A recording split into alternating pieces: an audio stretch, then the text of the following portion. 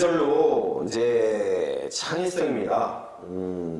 지능하고 이제 창의성하고 연결이 되고 뒤에 이제 살펴보겠지만 지능하고 창조적 능력하고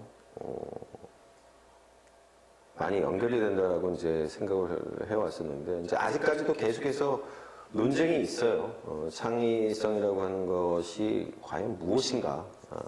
저도 제 나름대로 생각하는 창의성에 대한 어떤 개념 규정이 있는데, 제 생각이 있는데, 한번 살펴보도록 하죠. 그러니까 창의성이라고 하는 것은 참신한 아이디어나 그런 아이디어의 결과물을 생산해내는 능력. 많이들 이렇게 생각하죠. 참신한 아이디어. 그래서 이제 길포드 같은 경우는 고도의 사회적 유용성 또는 좋은 형태를 갖는 참신한 사회를 만드는 능력. 굉장히 이제 넓은 차원으로 갔네요. 그래서 이제 확산적 사고. 우리 앞에 봤었잖아요. 그 큐빅, 180개의 그 큐빅. 거기서 이제 그 확산적 사고, 확산적 사고를 갖다가 이제 길포드 같은 경우에는 창의성을 본 거예요. 로즈만 같은 경우에는 창의성을 문제 해결 과정. 그래서 발견적 사고라고 얘기했고, 로지 같은 경우에는 환경의 영향 안에서 창의적 인간이 창의적 과정을 통해 얻은 결과에서 보통 사피라고 해요. 피, 환경, 인간, 과정, 결과. 토렌스 같은 경우는 더 깊게 파는 것, 두 번 보는 것, 실수를 감수하는 것 이렇게 얘기를 합니다. 그래서 창의성의 이제 구성 요소로 이제 길포드가 이제 얘기를 했어요. 그래서 이제 지적인 요소, 그 다음에 정의적 요소 두 가지로 이제 구분을 했는데요. 이제 지적인 요소로 이제 플루언시, 유창성, 같은 시간에 더 많은 아이디어를 생각해내고 아이디어 폭도 넓다. 그래서 양의 다양성이에요. 양과 관련돼 있어요. 양이라고 하는 건 사고의 속도인데, 그러니까 사고의 속도가 빠르게 되면 뭐예요? 양이 그만큼 많다라고 하는 거죠. 엄청나게 많은 양의 생각을 갖다가 이제 하는 거죠. 그러니까 제한된 시간에 많은 양의 반응 능력을 보이는 거. 그게 이제 바로 유창성, 감수성, 민감성이에요. 민감하게 사실대로 지각을 할 수 있는 능력이고, 탐구식이 강하고 다른 사람들이 놓치기 쉬운 문제를 인식하며 시야를 넓혀 자유분방하게 문제를 탐색한다. 독립적인 자각을 할 수 있는 능력. 이런 거죠. 그러니까 이제 집중력이 굉장히 강한 측면이에요. 이 감수성, 민감성이라고 하는 것은. 탐구심이 강한 거죠. 그러니까 시야를 넓혀서 자유분방하게 문제를 탐색한다라고 하는데 어쨌든 집중력이 굉장히 뛰어난 겁니다. 그 다음에 융통성이에요. 질적 접근의 다양성. 사고의 넓이하고 관련이 되어 있습니다. 얼마만큼 폭넓게 볼 것이냐. 독창성, 참신성. 이제 우리가 이제 보통 요걸 얘기하죠. 사고의 결과로 나타나는 반응의 색다르고 신기함, 정교성. 요거는 이제 세밀하고 치밀하게 발전시키는 능력, 사고의 깊이와 관련이 돼 있다. 굉장히 세부적인 거를 갖다가 파고 들어가는 능력이에요. 재구성력, 조직력.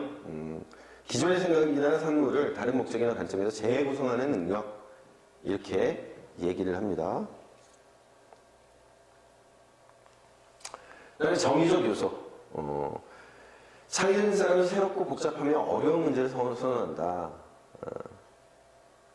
참을성이 강하고 좌절하지 않으며 주어진 문제를 해결하려고 계속 노력한다. 이제 우리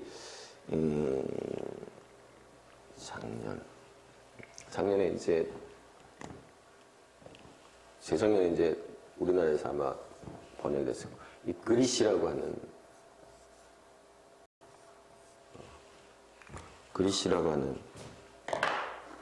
책이 나왔었죠. 이게 바로 요거예요. 참을성이 강하고 좌절하지 않고 주어진 문제를 해결하려고 계속 노력한다.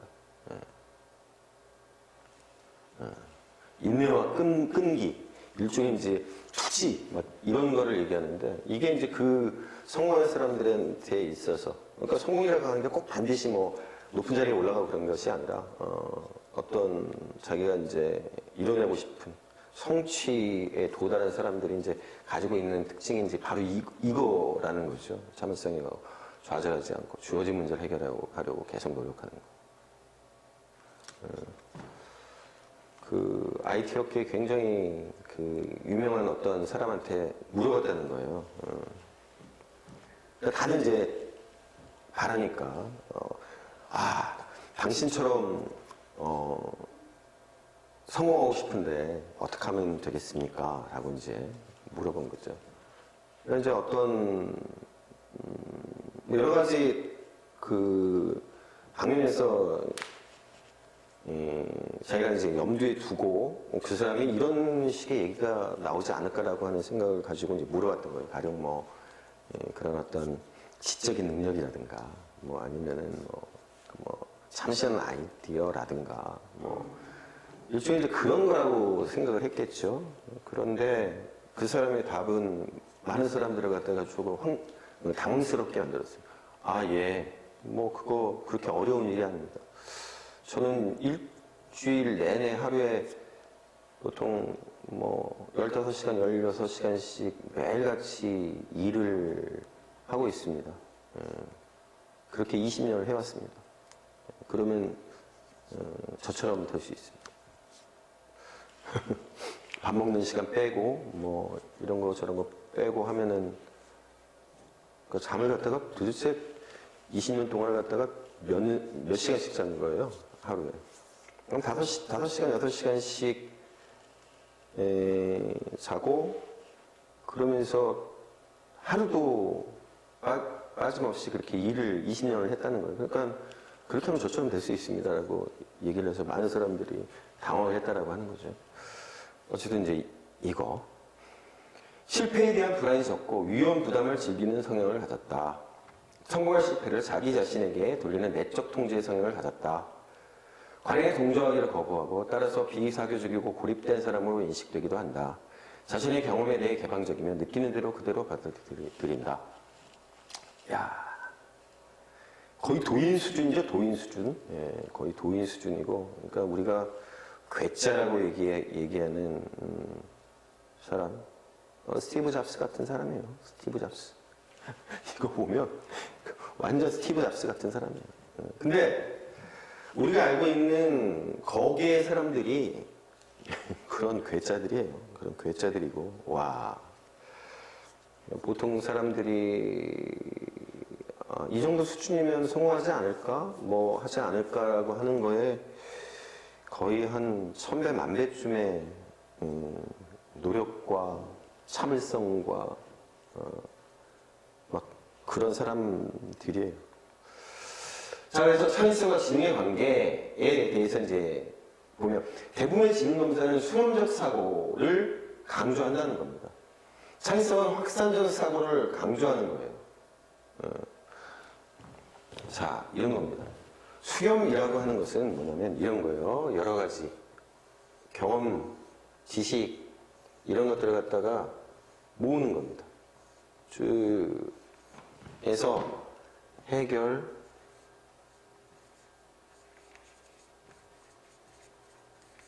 방안을 갖다가 이제 도출을 해내는 거예요. 이게 이제 수렴이라고 한다면 확산적 사고는 뭐냐면 어떤 개념이나 그죠?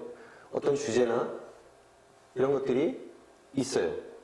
많지가 않아요. 보통 이제 하나나 두 개 정도 되겠죠. 이런 것들을 갖다가 생각을 해서 여러 가지 아이디어 또는 대안 다양한 것들을 갖다가 생각으로 연결시켜 보는 거예요. 이게 이제 바로 확산적 사고라고 하는 거죠. 우리들은 이제 보통 이렇게 사고를 많이 합니다.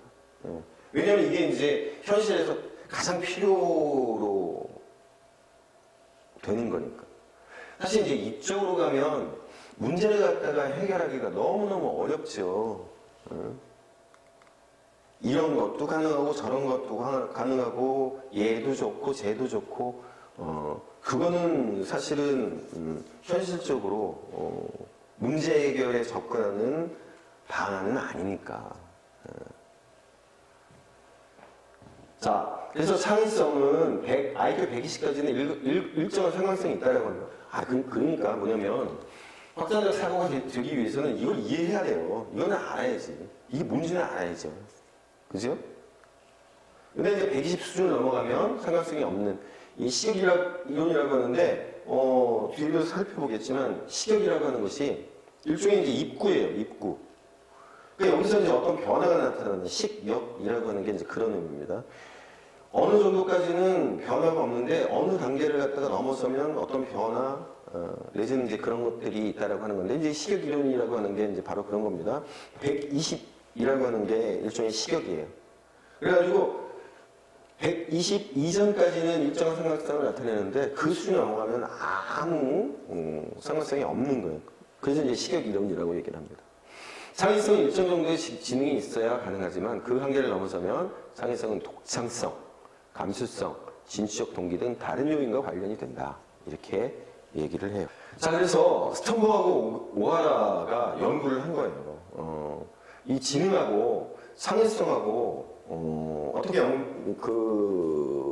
연관되는지를 여러 학자들이 이제 연관 결과물들을 놓고 비교를 한번 해본 겁니다. 누가 어떤 주장을 했는지. 그래가지고 이제 요 다섯 가지 정도로 이제 사람들이 한 5가지 정도로 생각을 하는구나.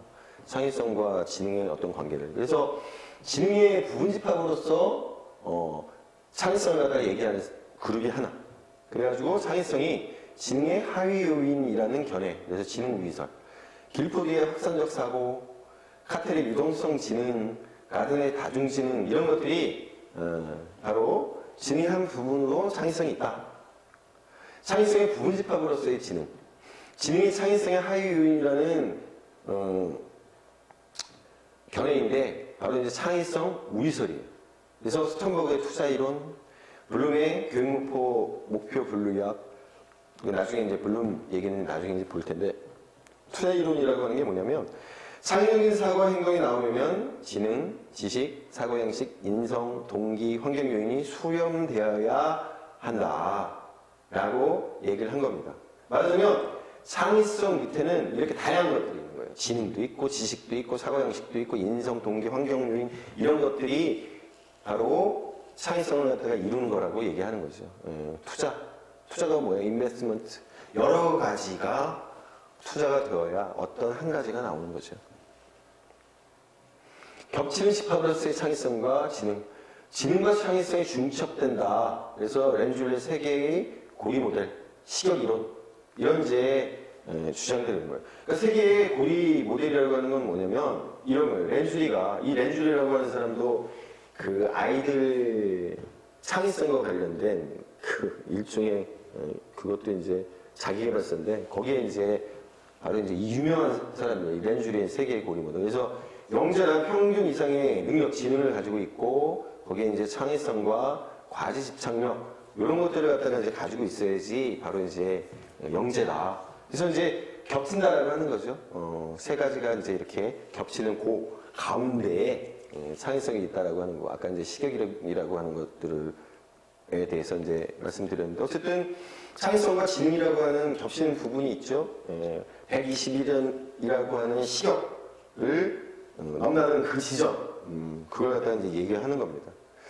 동시에 일하는 집합으로서의 창의성과 지능, 지능과 창의성은 동일 능력이라는 견해, 그래서 동일 개념설, 그래서 이제 이런 걸 갖다 이제 주장하는 학자들이 있고, 분리된 집합으로서의 창의성과 지능, 지능과 창의성이 관련이 없다는 견해입니다. 그래서 독립설. 그래서 연습 효과, 10년의 법칙. 이게 무슨 얘기냐? 다른 게 아니라 연습 효과. 연습을 많이 하면 사람의 능력이라고 하는 것은 지속적으로 발전할 수 있고, 창의성도 그렇다. 10년의 법칙이 그거 아닙니까? 1만 시간의 법칙이라고도 얘기를 해요. 10년의 법칙이라고. 1만 시간. 사람이 어떤 놀라운 성취에 도달하는 걸 갖다 이렇게 연구를 해봤더니 1만 시간이 필요하더라. 10년이 필요하더라. 우리가 이제 보통 이제 창의적인 사람들이라고 얘기하는, 그래서 그런 성취를 이뤄냈던 사람들이 10년, 1만 시간을 갖다가 노력해서 이루어낸 업적이더라. 관련은 없다. 그래서 이제 왈라스가 창의적 사고 단계 이론을 갖다가 얘기했는데요. 준비를 하고, 배양을 해서 발현을 하고, 검증을 합니다. 자, 이거를 보면, 이제 준비, 배양, 발현, 검증. 이제 우리들이 이제 일반적으로 얘기하고 있는 어떤 단계, 이 단계를 많이 보게 될 겁니다. 뒤에 이제 과정론에서도 보게 될 거고, 교수학습 이론 쪽에서도 보게 될 거고, 평가론에서도 보게. 그러니까 어떤 단계예요. 기본적인 단계. 이게 배양, 발현, 검증. 그래서 준비, 창조적 생산을 위해 주어진 문제를 다각도로 검토하고 분석하는 거예요. 그러니까 배양은 뭐냐면 문제에서 벗어나 휴식이나 다른 활동을 하면서 무의식적으로 문제에 대해 이제 검토하는 단계이고, 문제에 대한 해결책이 무의식적이고 비의도적인 과정을 통해서 숙고되고 모색되는 관계입니다. 그래서 문제에 대한 해결책이 짧게는 몇 분에서 길게는 몇 년의 시간을 간격을 두고 떠오르게 되는 단계예요. 그러니까 배양을 하는 거죠. 안에 이제 숙성을 시키는 겁니다. 그리고 이제 드디어 이제 발현이 됩니다. 충분한 부화 기간을 거쳐서 직관과 통찰력을 경험하게 되는 단계이고, 문제에 대한 해결책을 찾아내는 단계이고, 확산적 사고의 단계예요. 그다음에 이제 검증이죠. 발견된 해결책을 객관적으로 검증하고 조합하는 단계이고, 그래서 수렴적 사고의 단계. 자, 문제 해결을 해야 되는 거니까 검증이라고 하는 것은 바로 이거예요. 이쪽 확산적 사고를 통해서 여러 가지 대안들을 이쪽으로 옮겨가지고 여기 가운데서 해결 방안을 찾는 단계로 가죠. 그러니까 저는 그래요. 확산적 사고도 중요하고 수렴적 사고도 중요합니다. 그러니까 꼭 창의성이라고 하는 것이 확산적 사고로 인해서 나타난다? 저는 그렇게 보기보다는 창의성이라고 하는 것도 어떤 과정이라고 보고, 결국은 확산적 사고하고 수렴적 사고라고 하는 것은 이어지는 겁니다. 이어지는 거. 아까 이제 실용적 진이라고 하는 것을 얘기를 했었잖아요. 그러니까 실용성이라고 하는 것이 없으면 창의성이라고 하는 것도 무의미하죠. 그거는 그 사람 머릿속에서의 생각이에요. 그래서 창의성 개발의 원리, 판단 보유, 결합, 독창성, 다양성, 개방성, 자율성. 이건 이제 우리가 이제 일반적으로 다 아는 겁니다. 일시적으로 평가나 판단을 보유하는 것이. 여러 가지로 생각을 해보는 거죠. 아, 결론 이게 아니에요. 결합, 여러 상황을 연결하거나 관련 짓고 종합하는 겁니다. 독창성, 독창적인 아이디어의 산출을 유도하는 거. 이제 보통 우리 이제 이 독창성을 많이 얘기하는 건데, 사실은 저는 이 두 번째 결합의 원리라고 하는 게 저는 그 무엇보다도 중요한 창의성 개발의 원리라고 생각을 해요. 그 다음에 다양성. 다면적인 접근을 통해서 해석 및 해결책을 모색하고 검증하는 것. 이것도 굉장히 중요한 측면이고, 개방성. 다른 사람의 행동이나 아이디어를 자유롭게 수용하고 표현을 자유롭게 할 수 있는 것. 이것도 마찬가지로 중요하고, 자율성. 학습자 스스로 생각하고 만들고 조작하는 등 지시에 의존하지 않고 활동하는 것. 그래서 다양한 사고에 있어가지고 생각과 열린 사고와 그런 걸로 통해서 말하자면 여러 가지 상황을 연결하고 관련 짓고 종합하는 것. 어떤 면에서 보면 제가 생각하고 있는 창의성이 특히 이 결합. 이어서 창의성 개발 기법입니다.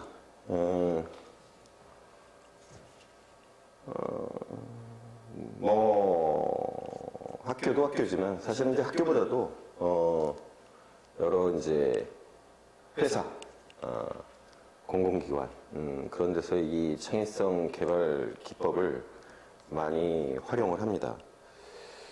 자, 그래서 이제 대표적인 첫 번째는 이제 브레인스토밍인데요. 오스본이 개발을 한 겁니다. 문제 해결을 위해 계속적 무비판적으로 아이디어를 내놓는 과정을 말하고, 개인의 생각을 개방적으로 수용함으로써 유연하게 생각할 수 있는 능력을 기르는 것이다. 브레인스토밍은 비판을 금지하고 자유로이 사고하며 아이디어를 결합함으로써 최종적으로 목적지에 다다른다. 기본적인 전제가 인간은 잠재적으로 창의성을 가지고 있지만 비창의적인 사회 문화적 환경으로 인해 의식 수준으로 나타나지 못하고 있다. 그래서 환경으로 인해서 개인이 가지고 있는 이러한 부정적 태도를 바꾸면 창의성이 개발될 수 있다. 이제 그런 거죠. 그래서 이제 이 브레인스토밍 같은 경우에는 뭐 직접 그 회사에서 그 회의할 때도 하기도 하지만 보통 연수 같은 거 갔을 때 연수 가거나 뭐 그랬을 때 특별히 이제 시간을 마련해 가지고 이제 이런 거를 해 보죠. 그래서 기본 원리가 이제 비판 안 되고, 자유분방, 그다음에 양산, 그다음에 결합과 개선인데 비판을 금지하고 이제 자유분방하게 하자. 근데 이제 이 양산이에요. 많은 아이디어가 질적으로 우수한 아이디어가 될 가능성이 없다. 양질 전환의 법칙. 그다음에 결합과 개선. 여러 사람들이 이제 아이디어를 갖다가 이제 짜 모아가지고 그거 가지고 이제 더 나은 아이디어로 이제 개발을 하는 거죠. 자, 변형 기법이 있습니다. 브레인 라이팅. 베렌트 롤바가 이제 얘기한 건데요. 자신의 생각을 브레인스토밍과 같이 이제 표현을 하지만 종이에 쓰는 방식입니다. 종이에 쓰는 방법. 그래서 635 기법 6명이 3개의 아이디어를 5분 내에 기록해서 108개의 새로운 아이디어를 얻는 것을 목표로 한다. 그 다음에 전자 브레인스토밍. 전산망을 이용해서 아이디어의 산출, 전파, 평가, 실행하는 기법이다. 그래서 이제 그 자유 게시판 그런 것들. 근데 이제 그거는 좀 체계화되지 않기 때문에 그 별도로 만들어가지고 이제 이런 브레인 라이팅, 전자 브레인스토밍을 하게 되죠. 그 다음에 이제 시냅틱스 교수법인데, 이 시냅틱스 교수법이 좀 주목할 만합니다. 그래서 이게 다른 것과 함께 연계시킨다. 그래서 이제 윌리엄 고든이 개발했는데, 아무 연관이 없어 보이는 요소들을 비유로 연결하는 연습을 통해 새로운 생각을 창출해낼 수 있는 가능성을 높이는 방법. 근데 이제 여러분들이 이 시냅틱스 이거를 보통 이제 어디서 자주 접해봤냐면 텔레비전 그 연예 프로그램에서 이제 요 시냅틱스 기법을 이용한 것들이 많이 나와요. 주로 이제 개그맨들이 이제 그런 것들을 갖다 많이 보여주던데, 그러니까 개그맨들이 이제 굉장히 우리는 재미있는 사람들이라고 알고 있지만 사실은 굉장히 이제 그 창의적인 사람들입니다.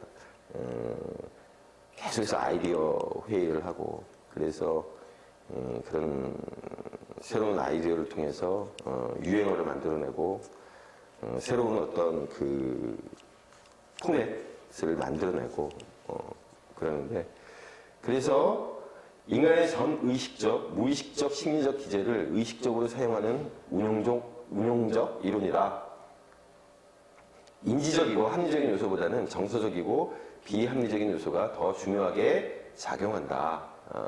그러니까 이제 우리가 창의성 그러면은 그런 느낌입니다.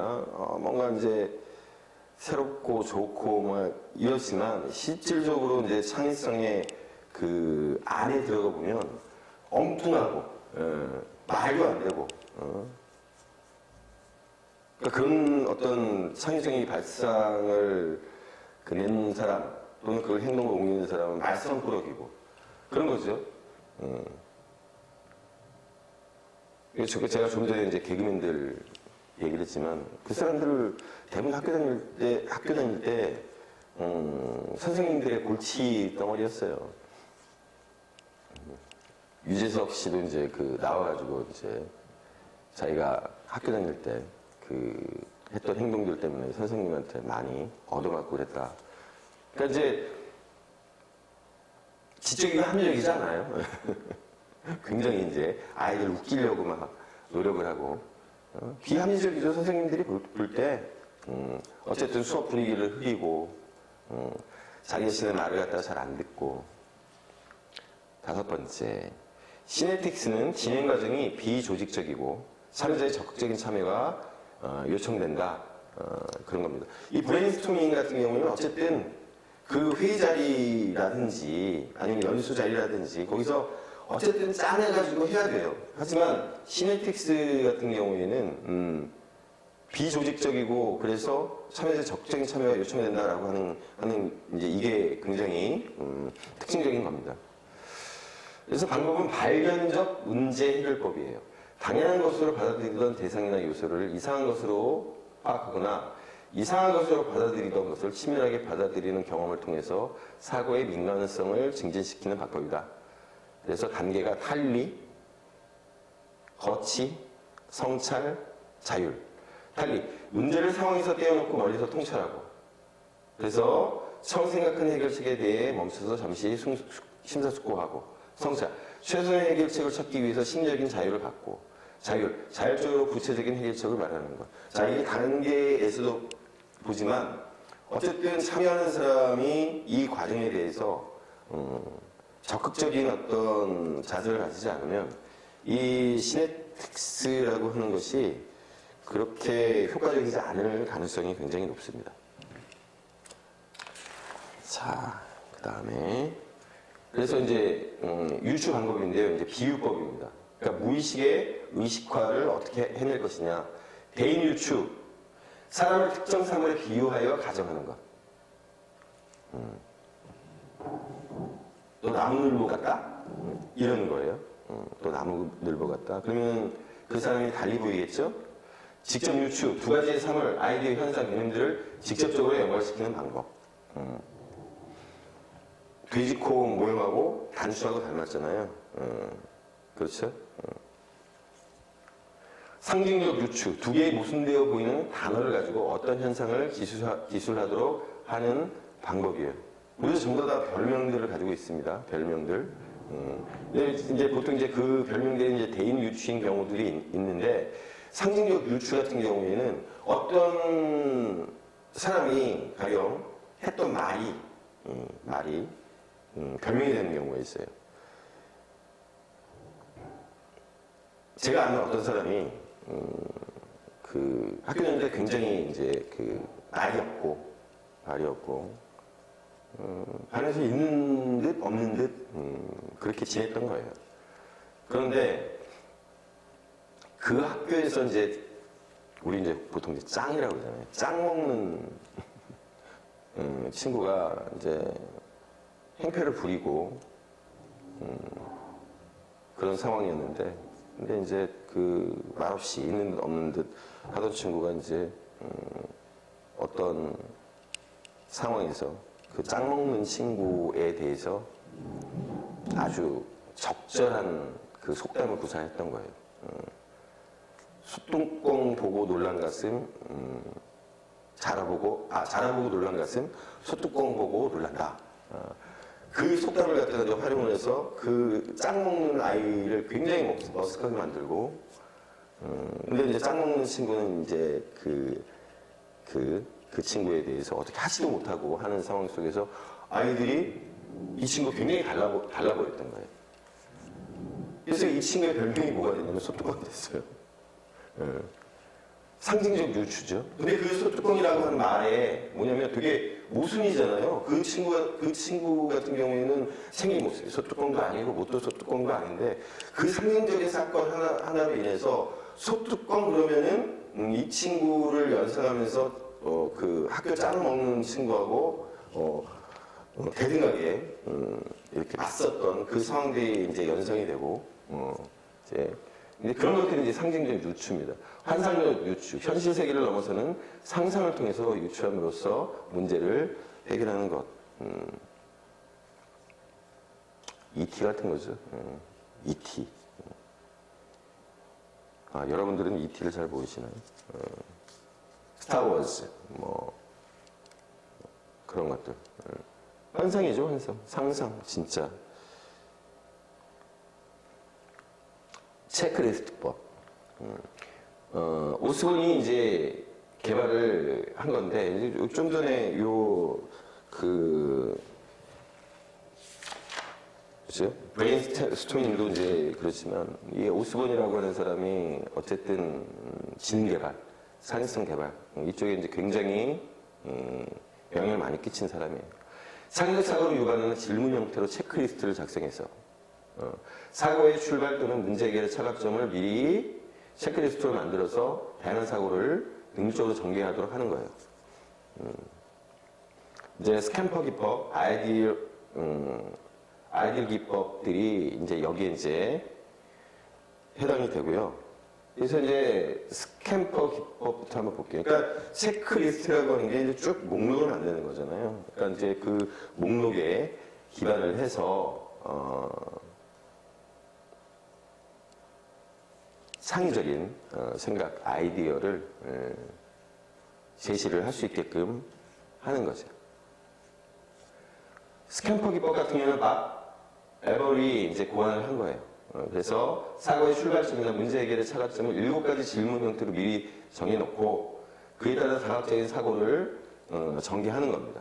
그러니까 이제 브레인스토밍이나 이런 것처럼 한번 해봐 이런 것이 아니라 구체적으로 질문을 갖다가 이제 던지는 겁니다.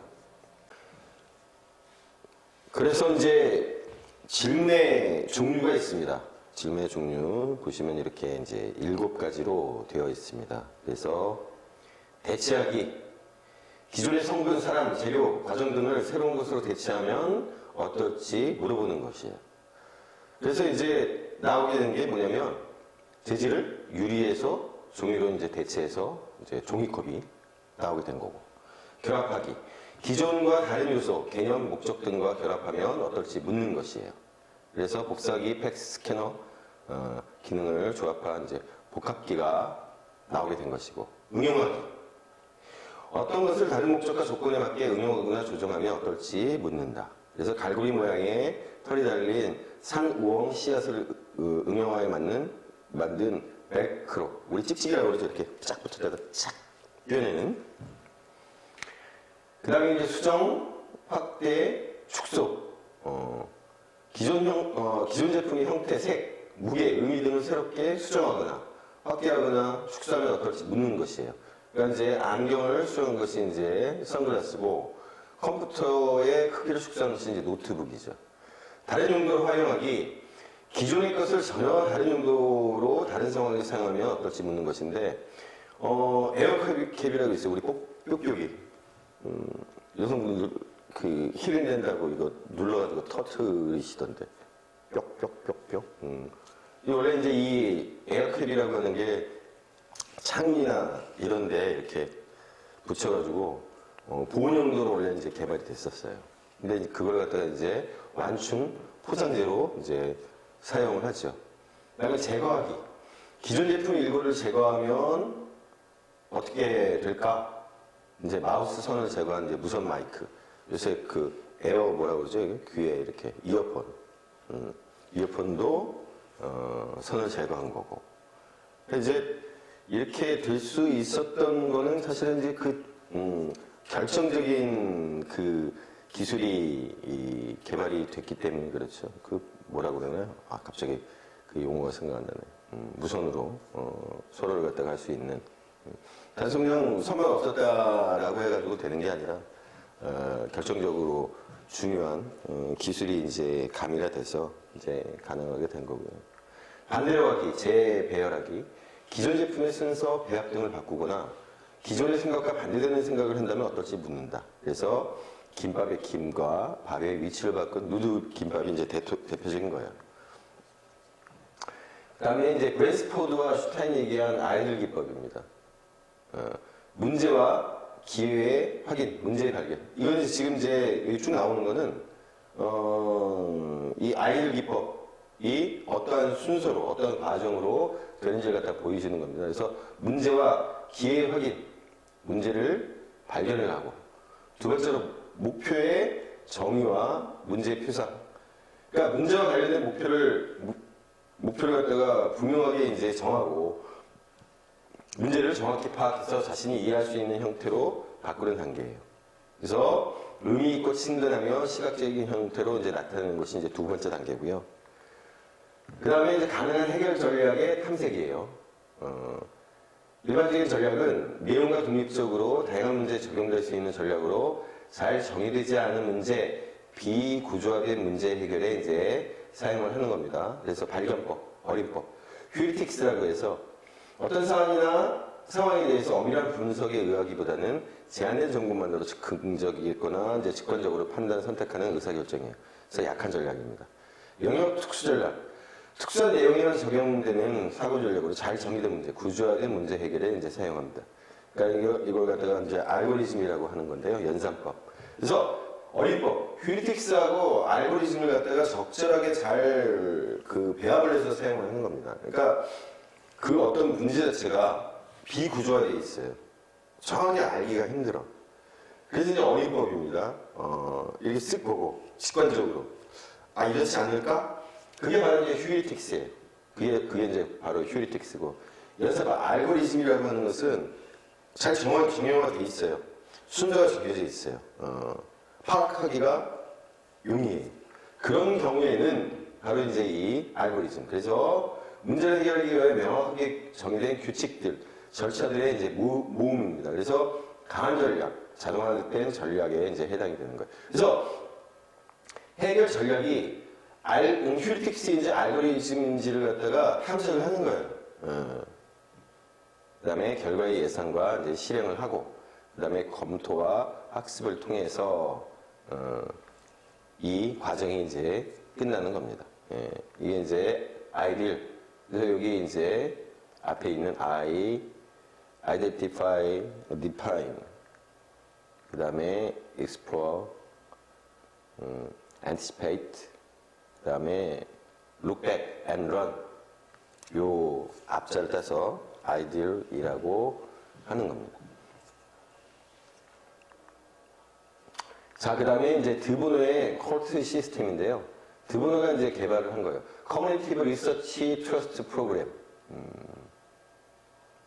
인지적 연구 트러스트. 일종의 이제 그 집합, 뭐 이런 걸 뜻하는 건데, 커뮤니티브 리서치 트러스트 프로그램에서 이제 제안을 한 겁니다. 그래서 PMI, 플러스, 마이너스, 인터레스팅. 그 다음에 6가지 사고 모자 기법. 이제 2가지가 있습니다. 그래서 좋은 점, 나쁜 점, 흥미로운 점을 찾는 것으로 문제나 대안을 바라보는 시야를 확대하는 방법입니다. 그래서 플러스는 좋은 점 좋아하는 이유, 긍정적인 측면, 마이너스 나쁜 점 싫어하는 이유, 부정적인 측면, 인터레스팅은 흥미로운 측면이에요.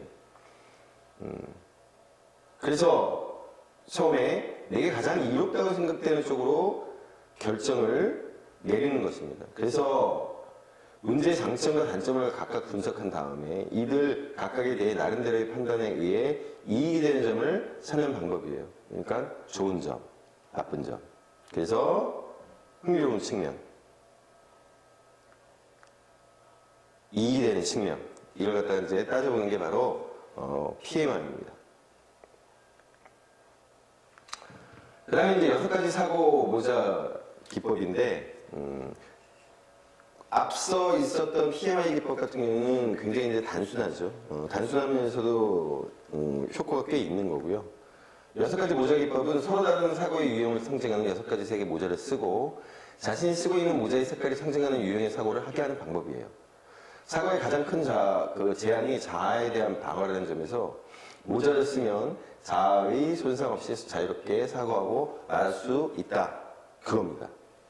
그래서 흰색 모자, 빨간색, 검은색, 노란색, 초록색, 파란색에 각각에 해당되는 사고가 있어요. 흰색 모자는 사실적 사고, 빨간색 모자는 감정적 사고, 검은색 모자는 부정의 논리적 사고, 노란색은 긍정의 논리적 사고, 그 다음에 초록색 모자는 수평적 사고, 측면적 사고. 그러니까 다각적인 사고의 해결 방법을 모색하는 게 수평적 사고고, 파란색 모자는 사고 과정에 대한 통제, 사고에 대한 사고로 메타 인지적 사고. 이제 이렇게 모자의 종류를 갖다 정해서 그 모자를 쓰는 사람은 그 사고만 하도록 하는 겁니다. 그래서 이 6가지 모자의 사고는 상위적 사고조차도 직접 사용할 수 있어요. 그래서 사실적 사고, 그 다음에 수평적 사고를 한 다음에 긍정의 논리적 사고를 하고, 그리고 부정의 논리적 사고를 하고, 그리고 직관적 사고를 하고, 그 다음에 마지막으로 메타 인지적 사고, 이렇게 이제 순서로 이루어질 수 있다는 겁니다. 자, 그래서 이 수평적 사고, 앞서 봤지만 여기 수평적 사고가 뭐라고 되어 있냐면 창의적이고 다각적인 사고와 해결 방법을 모색하는 게 바로 이제 초록색 모자가 가진 수평적 사고라고 하는 건데요. 그러니까 여기 이제 어디입니까? 초록색 모자. 그러니까 사실적 사고를 더 이제 발전시키기 위해서 수평적 사고를 하는 거죠. 그러니까 이제 여기서부터는 이제 논리적 사고로 넘어가요. 그러니까 요 단계가 이제 중요하다라고 하는 거고, 그래서 이제 이 수평적 사고를 갖다가 이제 개발을 해야 된다라고 하는 겁니다. 그래서 창의적인 휴식, 근데 계속해서 나오지만 숙성시키는 과정이 이제 필요하다고 계속 얘기를 하잖아요. 바로 이제 그 숙성시키는 과정이 창의적 휴식이고 가능성의 전략. 어떤 가능성을 갖다가 찾아보는 거예요. 다른 방법이나 전혀 관련이 없는 것도 혹시 관련이 있지 않을까? 무선적 투입 전략. 랜덤이에요, 랜덤. 무선적인 방식으로, 그러니까 무작위로 선정된 단어와 함께 창의적인 해결을 요하는 문제를 제시해서 아이디어를 도출하는 방법입니다. 자, 그 다음에 이제 토렌스가 한 이제 역할극인데요. 서로 다른 역할을 담당하면서 다양한 방식으로 사고하게 되고 이 과정에서 사고의 융통성과 독창성이 증진될 수 있다. 요거는 이제 일종의 상담 기법으로도 활용이 되고 다양하게 이제 이 역할극이라고 하는 게 이제 그 활용이 되는 건데 말단 직원이 사장이 돼보고 사장이 말단 직원이 돼보고 그러면서 이제 그 각자의 역할에서 새롭게 바라볼 수 있는 어떤 측면들이 있다라고 하는 겁니다. 자, 속성 열거법. 크로포드라고 하는 사람이 이제 개발한 기법인데 어떤 물건 또는 대상에 대한 속성을 분석하고 다양하게 사고할 수 있는 기회를 제공을 하는 겁니다. 그래서 사고방식을 개선하고 범위를 확장시킬 수 있게 된다. 그래서 지금까지 미처 생각하지 못했던 속성을 찾아내어 속성을 세분화하는 것입니다. 그래서 보면 물리적 속성, 비물리적 속성 있죠? 그래서 명사적 속성, 전체, 부품, 재료, 제조법, 형용사적 속성, 성질, 동사적 속성, 기능. 그다음에 비물리적 속성에 사회적 속성, 심리적 속성, 프로세스에 따른 속성, 가격에 따른 속성, 생태학적인 속성 해서 이렇게 이제 쭉 들어가 있어요. 들어가 있죠? 쭉 들어가 있습니다. 그러니까 이게 기억하셔야 될 게 1930년대예요. 그러니까 굉장히 오래 전이죠. 그러니까 우리가 이제 생각할 때 정교함은 떨어져요.